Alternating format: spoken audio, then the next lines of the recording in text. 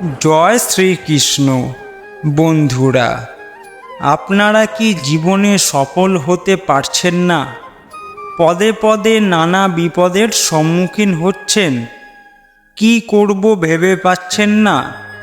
বন্ধুরা, এই সমস্ত বিষয়ের একমাত্র সমাধান হল ভগবান শ্রীকৃষ্ণের অমৃত বাণী, যেগুলি আপনি শ্রবণ করলে আপনার চলার পথে যে কোনো সমস্যাকে আপনি অনায়াসেই সমাধান করতে পারবেন। নমস্কার বন্ধুরা, বং টিপস ইউটিউব চ্যানেলে আপনাদের জানাই স্বাগতম।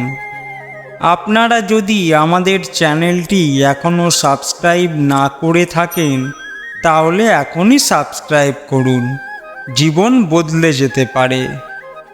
আজ আমি শ্রীকৃষ্ণের কয়েকটি অমৃত বাণী আপনাদের জন্য এই ভিডিওতে নিয়ে এসেছি। আশা করি আপনারা এগুলি শ্রবণ করবেন।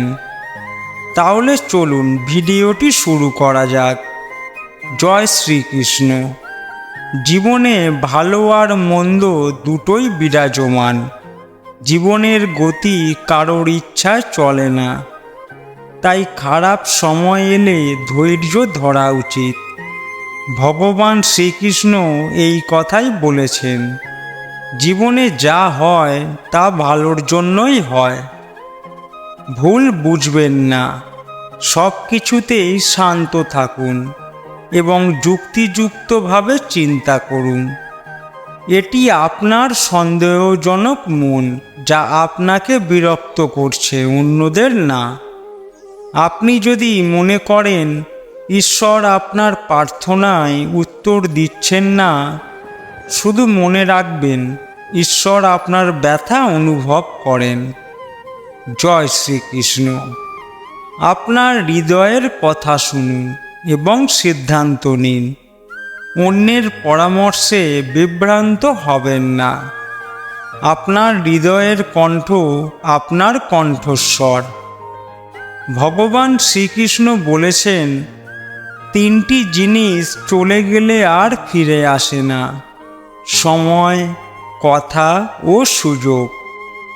তিনটি জিনিস হারানো ঠিক নয়: শান্তি, আশা এবং সততা।